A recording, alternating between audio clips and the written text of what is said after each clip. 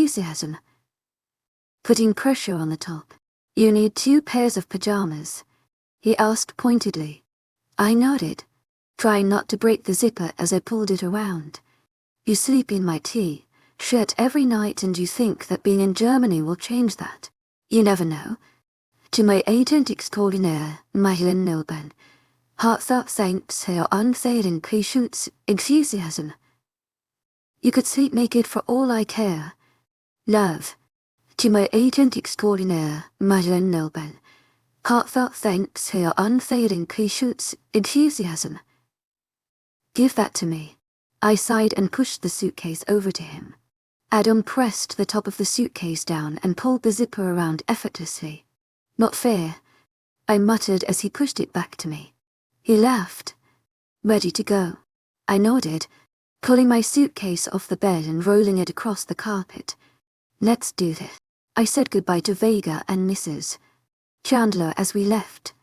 The twins' birthday party had been the night before and went ordered thanks to 𝐿𝐲𝐳's pristine party planning skills. They had been down in their rooms since the party playing a video game Adam could surprise them with for their birthday. Mrs. Chandler assured me she would tell Mr. Chandler I said goodbye as I hugged Vega. N.W. Abu Easy had given her his phone number before he left, though she had been just as occupied as the twins. Malcolm and Victoria met us in the foyer while we waited for the car. She looked all too happy to be sending me away, and Malcolm wouldn't stop congratulating Adam on Europe, even though it was the 100th time he had done so since the announcement. Have fun, she said to me. I raised an eyebrow. I saw Diedrick walking down the hallway and my eyes widened. Why is he coming? I whispered to Adam. Do you have a problem with that? He asked me. I shook my head. There was just something weird about him that I didn't know how to feel about. It was uncomfortably quiet on the way to the airport and while we loaded onto Adam's plane. The two of them began to talk about their plans for Europe and I checked out of the conversation. Uninterested. I put in headphones and laid my head against the seat as the plane took off. The trip to Germany took almost 9 hours, and I was going crazy near the end of it. The cabin of the plane was much too small for me to enjoy listening to Adam and Diedrick talk politics. By the time we had reached the Schneider's private airport in Bissingen, I could have kissed the ground and screamed. Land. Needless to say, I was already dreading the trip back to the castle. We drove through a dense forest for nearly an hour before I saw our destination through a clearing in the trees. I gasped as I leaned forward, across Adam, to stare out the window at the beautiful, but monstrous castle that's perched on a hill. Is that your house? I asked Diedrick incredulously. Not anymore, he replied laughing. We drove through a tunnel that led us underneath the castle and we pulled out onto a driveway that went straight up to a large set of doors. I got out quickly, staring at the castle in awe. Like it? Adam asked. I nodded. It puts Disney to shame. He laughed and handed off our luggage to 2 butlers who had come out of the castle to help us. Diedrick said something to them in German as well. I didn't know you spoke German, I said to him. He winked at me as he took my hand and we walked up the steps to the front door. I continued to look around like a tourist in a museum as we followed the butlers to our rooms. Diedrick excused himself and left us as he went off to do his own bidding. Are you not worried that his dad won't try to kill him in his sleep or something? I asked Adam. He shook his head in response. No, he can take care of himself. Besides, Alpha Schneider doesn't stay here. Only Barrett and Diedrick do. I nodded as we continued the long walk up several staircases and through numerous hallways until we finally reached doors that led into a large suite. The butlers left our luggage at the entrance of the room and left us. The suite itself was gorgeous. It opened up to a large bedroom and a lounge area. Nearly everything that wasn't blue silk or velvet was encrusted with gold or silver. It was unlike anything I'd ever seen. I could get used to this. Throwing myself down on the couch, Adam hummed in response. Are you hungry? He asked me. Starving. He found a phone and called for something to be brought up to eat. After dinner, The sun began to set in Adam and I watched it from where we sat on the couch. We've got 3 more hours. Glancing at his watch, my eyebrows furrowed. Until what? Until your birthday. My eyes widened. In the craziness of everything, I had completely forgotten about my birthday. How did you know? I asked him. You told me the day after I met you, he said, laughing. Also, your friend Vega reminded me 2 days ago. I rolled my eyes as he laughed. I'm going to be old like you soon enough, I joked. Looking forward to it. I slept soundly next to Adam that night and was disappointed to wake and find him gone the next morning. I found a note on the side table that read, "Feel free to explore. I'll see you for dinner." I was slightly annoyed that I wouldn't see him for most of the day, but I was excited that I got to walk around and explore the castle. I soon found that the castle was deserted. However, I ran into some maids and a few butlers, but that was it. There was not nearly as much life in this castle as there was in Adam's. It was almost creepy. Another thing that creeped me out was the feeling that I was being watched. I walked all over the castle, looking at paintings, tapestries, and the various chandeliers and ballrooms, but it didn't matter where I went, the feeling was still there. I couldn't shake it. It was because of this that I went back to the room earlier than I wanted to. At least I knew there that no one was watching me. I took this time to myself to take a long bath and relax. I found various bath salts and serums that I added to the water, which made it even more enjoyable. As I relaxed, the thought occurred to me that Adam hadn't given me a birthday present. He had not said anything else about my birthday since the night before. It wasn't that I expected him to get me something, but I also hadn't expected him to just leave me completely alone on my birthday. I had just gotten out of the bath and was changing when he came back into the room, ready for dinner. He asked me, kissing my cheek. Yes, and some sort of social interaction. I joked. There's no one in this castle. It was almost creepy. I didn't tell him about the feeling of being watched that I had. Sorry about that. He apologized. I really had to go over some things with Diedrick today so we could settle a few matters, I said, brushing it off. I called out black satin cocktail dress that I had packed and laid it across the bed. I like that dress, Adam said. Seeing this, I smiled and changed into it as Adam went to shower. I noticed him change into a black suit before we left, which I thought was odd. But I thought nothing more about it as put my diamond earrings into my ears and adamant I left the room for dinner. We reached the large dining room that was dimly lit by candles that lined the table. Our dinner had already been prepared and laid out for us when we sat down. Is Diedrick not joining us? Adam shook his head. No, he said he had a few things to do this evening, but he did say to tell you happy birthday. To my agent 𝐋𝐮𝐲 𝐿𝐢, heartfelt thanks for your unfailing patience, enthusiasm. I smiled at this. Adam and I, as we talked about his plans for Europe, he intended for Diedrick to remain in Germany so they could keep things under control without distance being a hindrance, which I found to be wise. I was still unsure about the whole Europe situation. After we finished, dessert was brought out by 2 servants. It was 2 slices of chocolate cake, mine with a candle in it. I laughed as I blew it out, silently wishing for my mother to come out of hiding. It had been hard not spending my birthday with her. It almost didn't feel like my birthday. We stayed in the dining room for a long while after we finished, still talking about everything under the moon. I noticed that I'm yawn. I'm sleepy myself. To my agent 𝐋𝐮𝐲 𝐿𝐢, heartfelt thanks for your unfailing patience, enthusiasm. I think we should call it a night. I agree. Standing, I noticed our dessert plates were still on the table and hadn't been collected by the servants after we had finished as our dinner plates had been. I'm going to take these into the kitchen, I said, gathering them in one hand. Adam almost said something, but his cell phone rang in his pocket. He looked down at the screen and hesitated. I really need to take this. I'll meet you back up at the room. I nodded, walking through the double doors into the kitchen. It was dark in there, which really made me feel uneasy. Had the chef and servant just disappeared. The feeling of someone watching me returned, and I all but threw the plates into the soapy sink water and ran out of the kitchen. Adam was gone when I returned to the dining room, irritating me. Why has he left me alone so much? I get his things to do, but it's my birthday, and this place gives me the creeps. I began to walk back to the room, still thinking on it. I reached the suite and opened the door. My jaw dropped. Rose petals scattered across the floor and candles were lit everywhere. I began to feel my heart palpitate in my chest as I walked in and closed the door behind me. I took my heels off, looking around, and I began to walk slowly into the bedroom. I gasped as I walked in. Adam was on one knee, a velvet box in one hand and a smile on his face. Oh my God. Chapter 30. Do it yourself. I felt like I was going to pass out.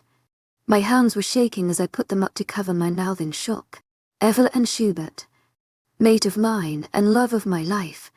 I know it hasn't been 100 days yet, but I'm an impatient man. I laughed as I felt tears welling up in my eyes. Would you do me the honor of marrying me and becoming my wife in Luna? Yes. I'd said it before Adam could even finish asking. I ran over to him and wrapped my arms around his neck as he sighed in relief and hugged me back.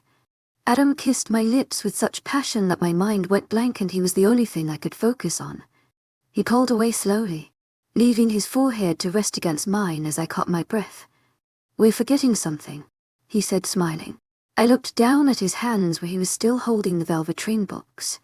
Cushioned inside was a diamond ring that put them all to shame. It was a huge, clear-cut dime, and that was at least 3 carats. A halo of smaller diamonds surrounded it and covered the band. It was exactly what I wanted. How did you know? I asked him. Vega might have helped me design it, he said, laughing. How did I not find out? Vega was a terrible secret keeper. I couldn't believe she had been able to hide it from me. It's gorgeous, I gasped. Adam pulled it from the box and took my left hand in his. He sewed the ring on my finger carefully and kissed my hand. I looked at the ring in awe. The way the candles made the diamond sparkle took my breath away. I jumped up into Adam's arms excitedly. I can't believe we're getting married. To my 𝐿𝐷𝐷𝐸 𝐷𝐸 heartfelt thanks 𝐊𝐢𝐬𝐷𝐸 𝐃𝐥𝐻𝐿𝐷𝐸 cupping his face with my hands. Preferably before the next full moon, I muttered. His facial expression grew very serious. It will be, because you're not going into heat again. The certainty with which he said it made me gulp. Adam carried me over to the bed and sat me down on the edge. He took my shoes from my hand and put them on the ground. Adam removed his coat and began to unbutton his shirt. Once it had been unbuttoned, he leaned forward and, placing his hands on either side of my thighs, kissed me gently on the lips. He leaned into the kiss and nearly pushed me back onto the bed. I had begun to slide my hands down his chest and trace his abdomen with my fingers when he pulled away.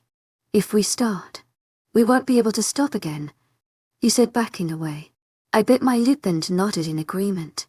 Don't look at me like that. Like what? Like you don't want me to stop.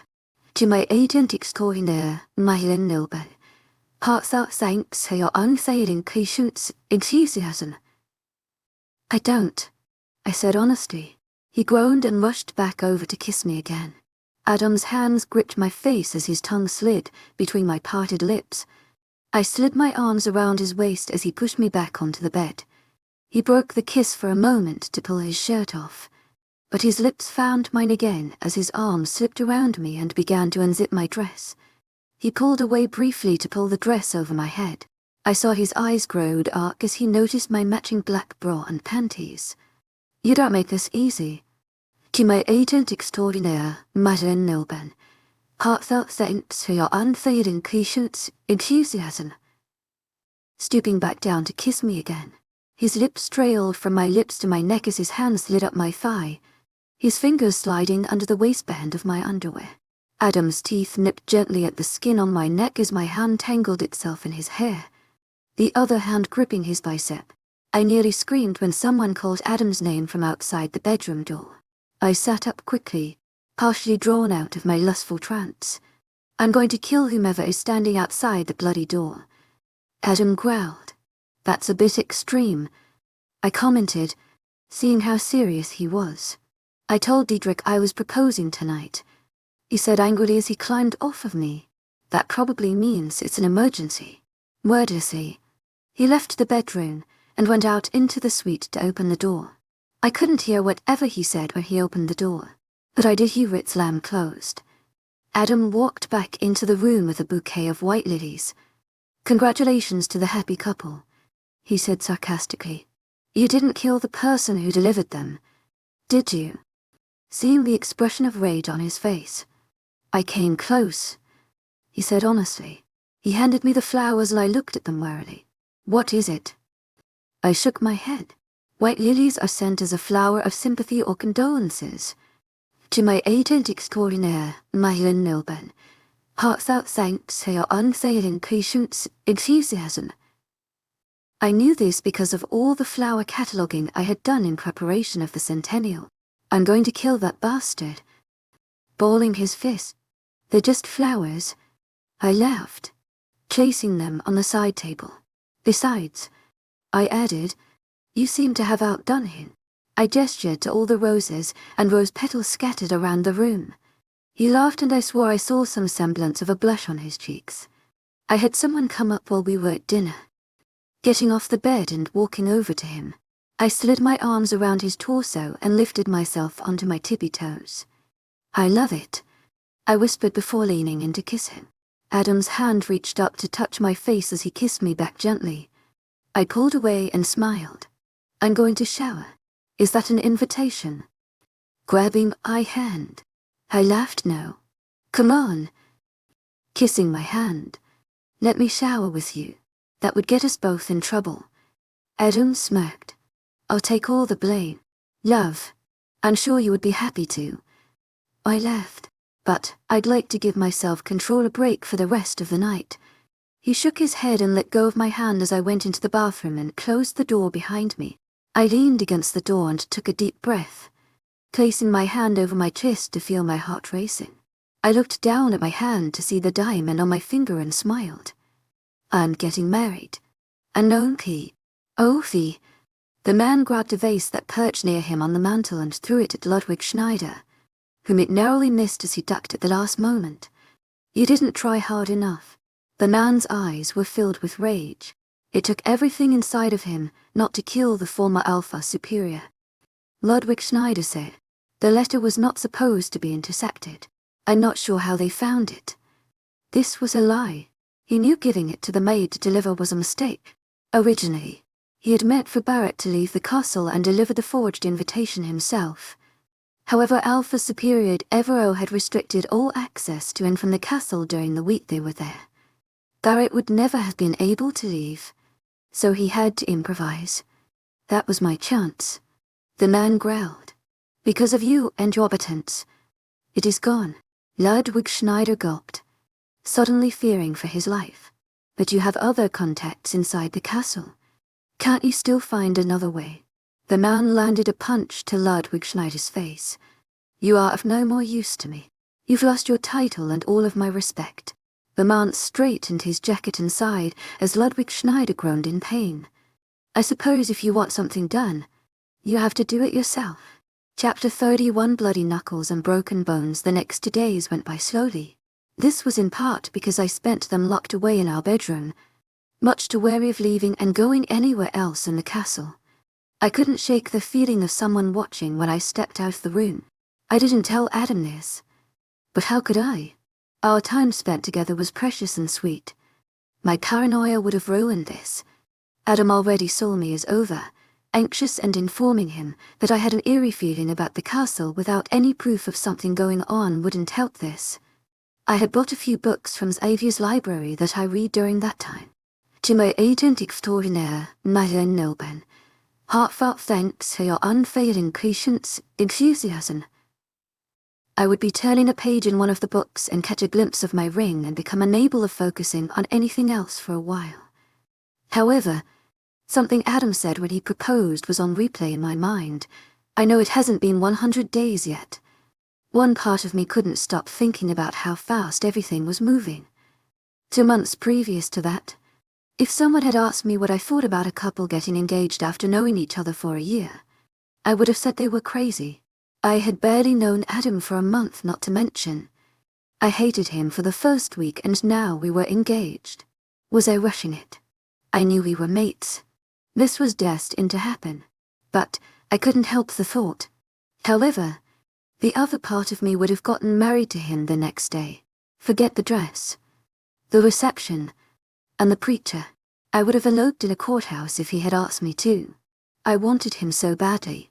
The thought of finally consummating my relationship with him made my heart palpitate. We had come so close many times, but each time we neared the threshold, I would hear my 14-year-old self making a promise to remain a virgin until my wedding night. When Adam came into the room on our final night in Germany, I had every intention to talk to him about it. However, when he walked into the room angry, all thoughts of this disappeared. "What's wrong?" I asked him, putting my book down. He took a deep breath and took off his jacket. Diedrick's being a pain in my ass. He growled, "Why?" He sat down next to me on the couch and grabbed my leg to pull me closer to him, placing my feet in his lap. He doesn't want to stay here like I had originally planned for him to. He wants to come back to Canada, to stay there. What's wrong with that? My eyebrows furrowing. I noticed Adam's jaw clench as I waited for his response. Although one never came. "You can tell me." He turned to look at me. "I don't want any man you find attractive. Who also finds you attractive living in my house." My face paled. I pulled my feet from his lap and crossed them as I sat up straighter. "What are you implying?" I asked him. "That I would cheat on you." He began to speak, but I interrupted him. "I think Jason and Tyler are handsome. Are you going to kick them out too?" Again I spoke over him as he tried to answer me. "Just because I think Diedrick is handsome doesn't mean I would leave the man I love for him." I gulped as I realized what I had said, noticing Adam's eyes widen. I got up from the couch and began to walk away in embarrassment. "Evelyn," Adam said, standing up as well. "Would you please let me explain?" I turned to look at him, crossing my arms across my chest. "I love you too. And it's not you I don't trust. He's already tried to make a move on you. He continually asks about you, day after day, as if he doesn't think I'll catch on. What do you think would happen after he moves into the castle? Do you honestly think it would all stop?" I took a shaky breath. "Do what you think is best. To my agent extraordinaire, 𝐿𝐴𝐿, heartfelt thanks to your unfailing patience, enthusiasm. But you need to realize that, despite your possessiveness, he is an effective leader and he knows how to do this job well. Keeping him here would hinder so much more than it's worth. You want him to come back with us, don't you?" He asked me with eyes full of sadness. I shook my head. "I want what is best for this pack, and leaving him here would not be the best thing for this pack," I said firmly. Adam ran his hand along his jaw in frustration. I began to walk over to him slowly and, when I reached him, placed my hands on his chest and gently urged him to sit down on the couch. I sat down on his lap, straddling him, and I took his face in my hands, forcing him to look at me. "You've got to believe me when I say that I will never welcome that man's advances towards me, nor will I ever think he could give me half of what you do," I said earnestly. I saw Adam's face soften. "It's not you I don't trust," he repeated, leaning down to rest my head on his chest. He wrapped his arms around me and held me tightly, with my ear pressed against his chest. I listened to the rhythmic sound of Adam's heart beating. We remained like that for a few moments before I sat up and kissed his lips gently. When I pulled away, I saw the longing in his eyes and I smiled. I stood up and Madame took my left hand in both of his and kissed it. It was then that I realized I had done nothing worthwhile in my entire life to deserve the man sitting in front of me. He deserved a woman who could affirm him physically, a role I looked forward to filling the night of our wedding, but one I wished I could have filled then. I couldn't wait to be Luna, to show him I was strong enough to live alongside him. Adam was more of a man than anyone I had ever met, Diedrick included. He was smart and I needed to trust him. If you think Diedrick needs to stay here, Then make him. 𝐿𝐷𝐸𝐻𝐿𝐷𝐸𝐻𝐿 heartfelt thanks to your 𝐿𝐷𝐸𝐻𝐿𝐷𝐞𝐝 enthusiasm. You're the alpha. It's your call. He doesn't get to make that decision. Adam smiled and stood up in front of me, his arms wrapping around my waist. He has to come back with us at least for a week to finish meeting with my cabinet and other officials. But believe me, if he stays a minute longer than he has to, I'll kick his ass across the ocean myself if that's for him to leave. I smiled as he leaned down to kiss me. A knock sounded at the door and I giggled at the frustrated look that immediately swept across Adam's face. I pulled his arms away from me and turned to answer the door. My eyes widened as I opened it to see Diedrick standing there. Hi, I said awkwardly. He nodded politely. I came to see if you would join me for dinner. Looking at me, Adam as well. 𝐿𝐷𝐸𝐻𝐿𝐷𝐸𝐻𝐿 heartfelt thanks to your unfailing patience, enthusiasm. 𝐿𝐷𝐸𝐻𝐿𝐷𝐸𝐻𝐿 heartfelt thanks to your unfailing patience, enthusiasm. I gulped as I turned Adam's jaw clench. I think we'll just have dinner brought up here. Thanks.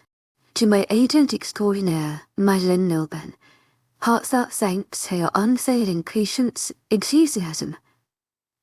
I insist. It's your last night in Germany, Diedrick said.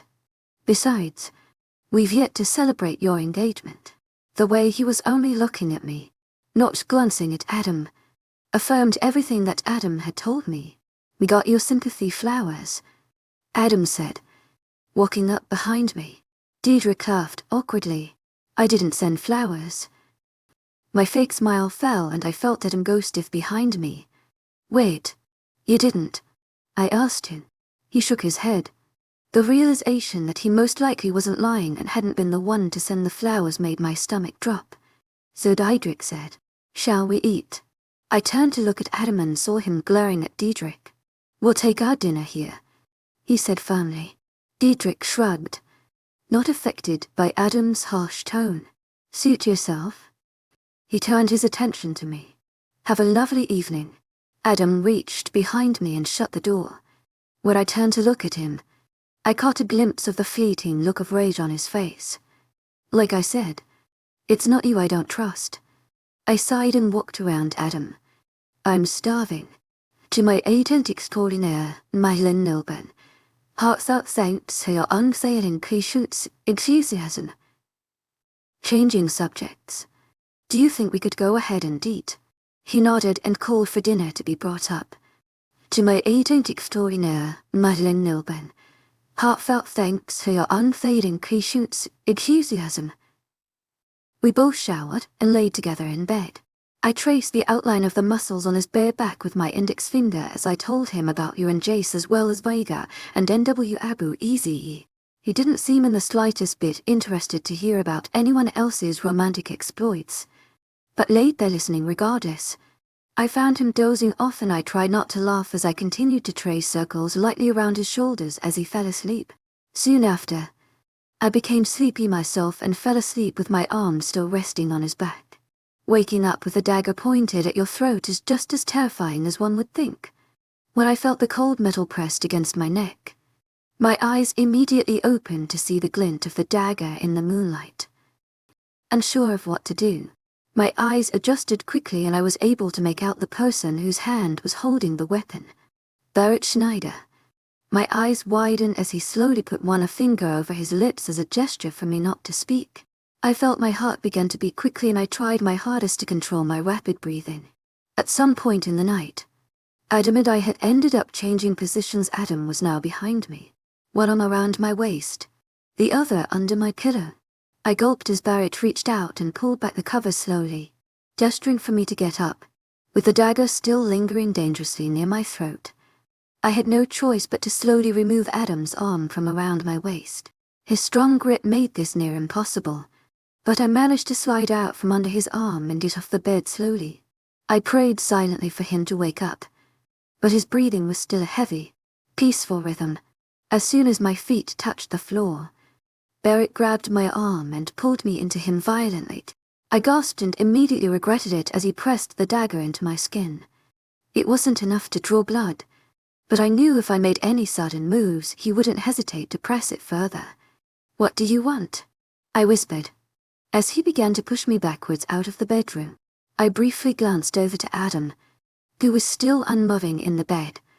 "Wake up," I internally screamed at him. "Please." Barrett saw this and turned me around so he could face me and keep an eye on Adam as well. "My father killed himself this morning." I stiffened as he pressed the dagger into my throat further in anger. I was scared to even gulp. "I'm sorry," I whispered, trying to sound sincere. "I was supposed to be ill for one day. Europe was going to be mine. Now my father is dead. My land is gone. And my only brother has betrayed me for a title." He spat angrily. I could see the tears welling up in his eyes as he spoke. "That man," he said quietly, gesturing towards Adam, "took everything from me." My heart began to race faster as I realized where this was leading. "I've been watching you," he admitted, giving me his attention. "I've wanted to do this since you got here, even before my father died. I was going to today when I received news of his death. But you never left the room, so someone had been watching me." I felt my hands begin to shake as I took in a huge gulp of air after realizing I was holding my breath. "But then I realized something," he continued. "I wanted him to see you. I realized that I wanted the last memory he has of you to be a bloody one that he'll never forget." I felt my stomach squeeze at the thought and I had to make myself concentrate so I didn't throw up. I could barely stand on my own 2 feet as the nausea hit me. He took everything from me, gritting his teeth as a tear fell from one eye. "Now I'm going to make him watch as I take everything from him." I nearly screamed as Barrett kicked over a vase of roses that sat on the coffee table. I knew the sound of the glass shattering would wake Adam, which was exactly what Barrett wanted. I screamed as he grabbed me violently and pulled me into his chest. He turned around to face Adam. We both froze as we noticed the empty bed. Barrett's hand was shaking as he pressed the dagger against my neck. I drew in a sharp breath and got up on my tiptoes to try and alleviate some of the pressure. "I'll kill her before you can get to me," Barrett warned, twisting my arm behind my back. I winced as I looked around and tried to find where Adam had gone. I held my breath as the room became enveloped in silence. A few seconds went by that felt like eternity and Barrett began to count down. I gulped. My hands were shaking, till the blood drained from my face. I struggled to catch my breath. "1, Adam finished." I recognized his voice as I heard it behind us. Barrett barely had time to scream before Adam got a hold of him. Hearing the sickening crack and feeling Barrett's arms go limp, I held myself away from him onto the floor, the dagger clattering against the ground as well. I turned around to see Barrett sink to his knees and fall to the ground. Adam stood over him holding Barrett's spine in his hand as Barrett fell on his face. Dead. Blood soaked Adam's hand and forearm as he dropped the collection of vertebrae and nerves onto the ground. I nearly vomited at the grotesque sight. The air returned to my lungs suddenly and I found myself doubled over on my hands and knees as I gasped for air. My body was shaking violently as I began to sob, tears dripping from my eyes onto the carpet. I felt Adam pick me up off the ground. I could barely hear him asking me if I was hurt over the ringing in my ears. All I could do was cry. My body was limp in his arms as he wrapped them around me and carried me into the bathroom and turned the light on. Adam sat me down on the countertop as I tried to catch my breath in between sobs. He brushed my hair away from my neck as he inspected it to make sure I hadn't been cut. He briefly glanced over the rest of my body before pulling me into his chest and sighing in relief. I pushed him away as I smelt the foul, coppery stench of Barrett's blood. I fell from the counter and crouched in front of the toilet, throwing up as I realized I was covered in it as well. Adam held my hair back and tried to comfort me as I emptied my stomach. A few minutes went by and I could still taste the bile in my throat, but was unable to throw up any longer. He pulled me from the ground and sat me down on the floor of the shower, turning on the water. I flinched as I felt the cold water against my skin, but was relieved when I realized it had begun to rinse away the blood. I took off Adam's stained shirt and stood up to grab the soap. Adam stepped into the stream of water and scrubbed at his arms and chest to wash away Barrett's blood. After the blood had finally been washed off us both, I sat back down on the ground. Adam sat down next to me as I glanced at my hands and saw they were still shaking. He reached his arm around me and pulled me into him, letting me rest my head against his chest. The water turned hot, but neither of us moved. I knew that in the bedroom outside of the bathroom, where we sat, was a disfigured, lifeless body. Barrett was deadened. If it weren't for Adam, I would have been too. Chapter 𝐸 The monster that loves me. I refused to leave the bathroom. I heard Adam call someone to ask for the body to be disposed of, and then I heard the men come and go. No questions asked. The smell of bleach soon filled my nostrils and Adam reappeared in the threshold of the bathroom door. "You can come out now." I shook my head, pulling my knees up to my chest and resting my chin on top. "You need to rest. You think I can go back to sleep after that?" I asked incredulously. It was the first time I had spoken in a few hours. My voice was scratchy. Adam sighed and walked over to where I sat on the lid of the toilet. He extended his hand to me and I gingerly reached up to hold it. "Come on," pulling me out of the bathroom. I stood up and pulled my robe together tighter as I followed him into the bedroom. Immediately my eyes glanced over to where Barrett had been lying on the floor and I saw no trace of him. I then looked down to Adam's hand, which was still holding mine, realizing that was the hand that had ripped Barrett's spine from his body. It occurred to me all over again that Adam had killed a man to protect me. If that wasn't love, I wasn't sure what was. I let go of his hand, causing him to turn and look at me, wrapping my arms around his waist. I held onto him tightly. I hugged him like I was scared of letting go, like I was holding on to life itself. Adam took a deep breath and wrapped his arms around me, his hands moving up and down my back soothingly. "Thank you," I whispered. He put his hands on my face and made me look up at him. "I promised you that I would do anything to protect you, didn't I?" he asked, giving me a tight, lipped smile. It couldn't have been easy. 𝐸𝐴𝐺𝐸 𝐸𝐴𝐺𝐸 heartfelt thanks for your unfailing patience, enthusiasm, I said to him, his eyebrows furrowed in confusion. "Killing someone," I explained. I searched his eyes for sign of remorse and, when I couldn't find one, I was reminded of who I was mated to. This man was an alpha superior. He was the lycanthrope equivalent of a king. He had conquered nations. I was a naive fool if I thought for 1 second Barrett was the first man he had ever killed, and I knew he wouldn't be the last.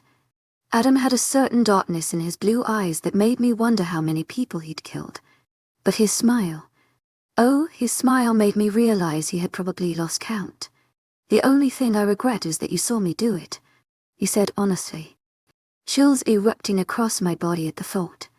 I brought my hand up to rest on his hand that was still pressed against my cheek, wondering how the soft touch I felt belonged to hands that had done unspeakable things. Adam's POV. I was angrier at myself in that moment than I had ever been in my life. I couldn't believe I had let her watch me do that, no matter how much the bastard deserved it. I didn't regret it, and I knew she could see that. I would have done it all over again 20 times if it had meant protecting her. But I saw the way she looked at me as I held her. I was something that would make her afraid of the dark. The last thing I wanted was for her to realize that. I had gotten carried away the night before. I had let my wolf take control instead of killing him quickly, and the added theatrics were only going to hurt me now. Wanting desperately to explain myself and to make sure that I had not scarred her for life, I got up the nerve to ask. However, before I could mutter a syllable, I heard someone open the bedroom door. I turned quickly, pushing Evelyn behind me, both out of a protective instinct and because she was naked under a loosely tied bathrobe. Seeing Diedrick, I felt my blood begin to boil. The door was shut for a reason. He didn't look remorseful in the least, and his eyes quickly found Evelyn as she peered out from behind my shoulder. I heard what happened. I wanted to apologize. Unless you sent him to do it, there's nothing to apologize for. 𝐸𝐴𝐺𝐸 heartfelt thanks for your unfailing patience, enthusiasm, crossing my arms. Is everyone all right? He was speaking to her specifically. I'm fine, I heard her say softly. But she wasn't fine. I knew there were many long nights of bad dreams and sleepless hours ahead of us because I had lost all sense of humanity for a moment and decided to rip the German boy spying from his neck. I'm glad to hear it, he said to her, sighing. Diedrick turned to me for the first time since entering the room, and I saw him transition from a caring and concerned man to a calculated and cold beta. You have a call waiting for you in my office, if you would like to take it. My jaw clenched so tight I thought my teeth would shatter. He wanted me to leave the two of them alone in the room together. You can tell whomever it is that I'll call them back once we have left.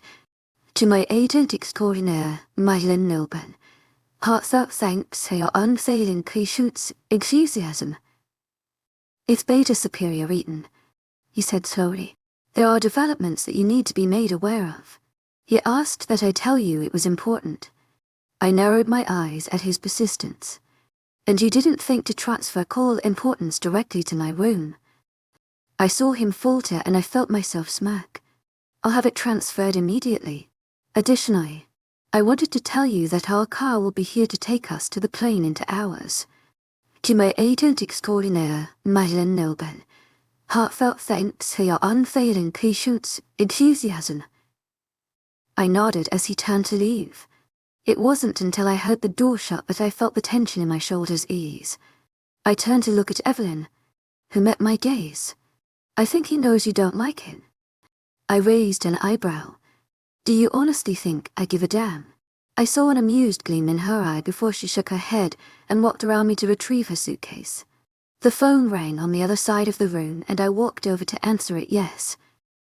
I heard Jay say, I just thought you would want to know that I found Victoria snooping around in your office early this morning. I closed my eyes and pinched my nose in frustration. That woman was going to be the death of me. Why was she in there? I asked him. I'm not sure. It was just after 3 in the morning, so I'm sure she was up to no good. I nearly gave her a heart attack when I stormed into the room to see why the light was on. And you don't know what she was looking for? No, he said. She shoved whatever she was reading deep into your desk drawer where I walked in. After she left, I tried to sort through it all, but I couldn't find exactly what she had been reading. What file was it? I heard him sigh.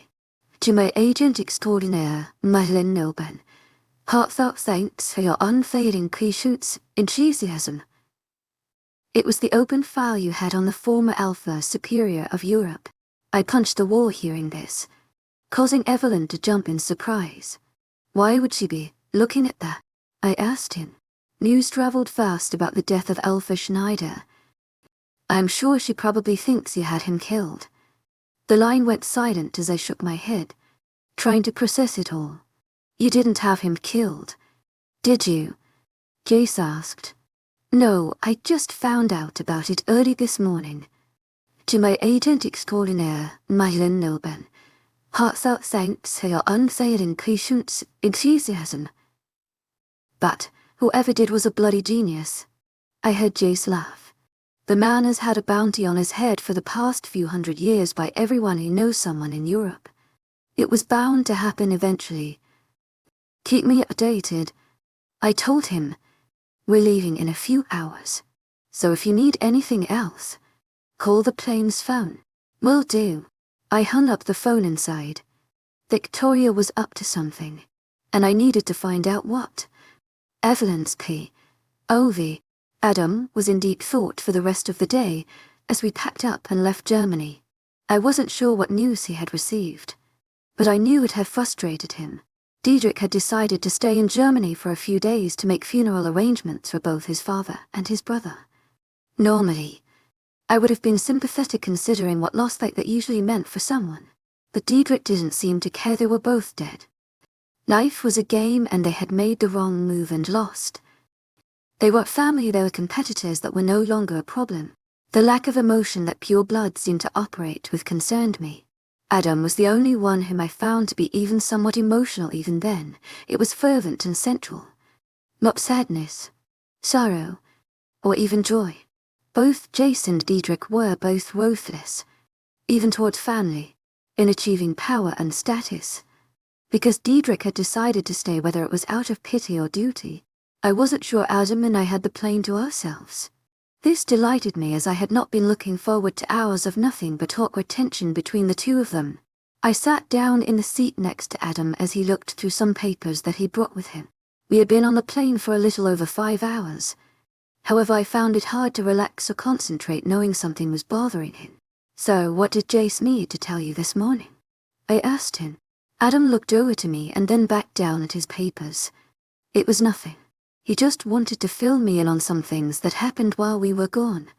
I raised an eyebrow at the fib. While I knew this was probably halfway true, I got the feeling he wasn't telling me the whole truth. "What did he say?" Prodding further, he sighed as though the question irritated him. "Victoria's being a pain in the ass," he said finally. "What did she do this time?" Sitting up in the chair straighter, he shook his head. "Victoria's tough." I waited for further details and he sighed. "Jace got her snooping through my desk late last night." My eyes widened. "That's a little shady." "To my agent extraordinaire, 𝐿 heartfelt thanks to your unfailing patience, enthusiasm." He nodded in agreement, returning his focus to the papers in his hand. I sighed after sitting there for a few minutes watching him study the file in his hand. "Don't you get tired of working all the time?" I asked him. Adam smiled. "Is that your way of subtly asking me to put the papers down and pay more attention to you?" He asked me. "Yes," I answered honestly. He laughed as he folded the file and put it on the seat in front of him. "Come here." Holding his arms out, I bit my lip and smiled as I stood up from my seat and sat down across his lap. He wrapped his arms around me and sighed as I laid my head against his chest. "Is that better?" he asked me. I hummed happily in response. We sat content lie like that for a few moments. Laying my head against his chest and listening to the rhythmic beat of his heart was quickly becoming one of my favorite things to do. He spoke up after a few minutes of silence. "Did I scare you last night?" he asked me. I could hear the apprehensive tone in his voice and it occurred to me that he didn't want to hear my answer. I thought about it for a few moments before I answered him honestly no. When I got no response from him, I looked up to see him staring down at me warily. "I think you're lying." Sighing, I sat up and put my hand on his chest. "I'm not," I assured him. When he didn't say anything else, I continued to speak. "You saved my life," I said earnestly. "You shouldn't feel guilty, I don't." Adam said firmly. "I don't feel guilty for killing him. I would do it all over again in a heartbeat." "He threatened you, so I killed him." I stared at him intently as I waited for him to finish and saw him gulp before he looked away from me. "I never wanted you to see that side of me. Seeing your dark side doesn't scare me nearly as much as realizing you're good at hiding it," I said earnestly. I felt his body stiffen as he heard this. "You bring it out in me," he said softly. My eyebrows furrowed. "The things I think about doing to your father when I get my hands on him scare even me. You make me feel things like I had never known they existed. I have stood for hundreds of years and have not faltered, but the day I met you I felt my legs shake." I gulped. "How do I stop?" I asked him. I saw Adam smile and shake his head. "That's the point. Love, I don't think you can." He put a finger under my chin and lifted it so he could look deep into my eyes. "But don't get me wrong. I'm completely under your power and happy to be here." With these thoughts on my mind, he pulled me back down against his chest and held me tight. I wanted desperately to tell Adam he wasn't the monster he thought he was. In my life, I had learned that monsters weren't the ones under your bed and they weren't the ones who made you scared of the dark. Monsters were the people who claimed to love you but didn't. It was because of this that I knew Adam wasn't the monster he thought he was. When we arrived back at the castle, we were immediately met at the door by Jace. "You'll want to see this." Gesturing for Adam to follow him, Adam gave me an unsure look before he and I began to follow Jace inside the castle. He led us down into the hospital ward and I felt my heart drop. Did something happen to Mr. Chandler while we were gone? My question was answered as I walked into his room and saw him lying on the cot, asleep. "What happened?" I asked Jace, not seeing anything visibly wrong with him. Jace walked around me and threw back the covers off of Mr. Chandler, who remained in a deep sleep. The nurse noticed it yesterday as she was helping Mrs. Chandler wash him, pulling up the 𝐊𝐲𝐵 gown to expose Mr. Chandler's thigh. I gasped when I saw the gash that was oozing with infection. What happened? I asked him. Jace's eyes narrowed on me before Adam spoke up. He was bitten.